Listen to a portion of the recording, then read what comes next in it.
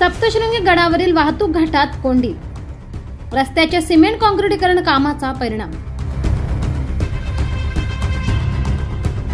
नांदुरी ते सप्तशृंगी गड असा 10 किलोमीटरचा रस्ता कोट्यावधी रुपये खर्च करून रस्त्याचे सिमेंट काँक्रिटीकरण सुरू आहे। परंतु रस्त्याच्या कामामुळे दर्शनाला येणाऱ्या भाविकांना व दर्शन करून परतीचा प्रवास करणाऱ्या भाविकांनाही घाटात तासनतास वाहने उभे करून त्यांना तात्काळ थांबावे लागत आहे। घाटात अरुंद रस्ता असल्याने एका बाजूने सिमेंट काँक्रिटीकरणाचा थर असल्याने एकच बाजू सुरू असल्याने भाविकांची येणारे व जाणारे वाहन एकाच ठिकाणी आल्याने वाहतूक कोंडी मोठ्या प्रमाणावर होत आहे।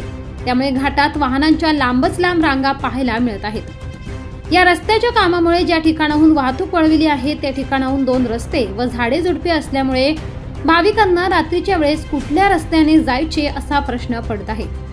या ठिकाणी ठेकेदाराने कोणतेही दिशादर्शक फलक न लावल्याने वाहन चालकांचा गोंधळ उडताना दिसत आहे आणि धुळीमुळे प्रवाशांना व चालकाला समोरचे वाहन दिसत नसल्याने अपघात होण्याची शक्यता आहे। त्यामुळे या ठिकाणी ठेकेदाराने एका बाजूकडील वाहने थांबवून ठेवून व दुसरी उभी असलेली वाहने थोडे थोडे सोडण्यात यावी।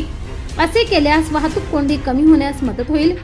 परंतु या ठिकाणी ठेकेदाराने कुठलाही कामगार नसल्याने भाविकांना उन्हाचा तडाखा सहन करत वाहनातून उतरून वाहतूक कोंडी दूर करावी लागत आहे।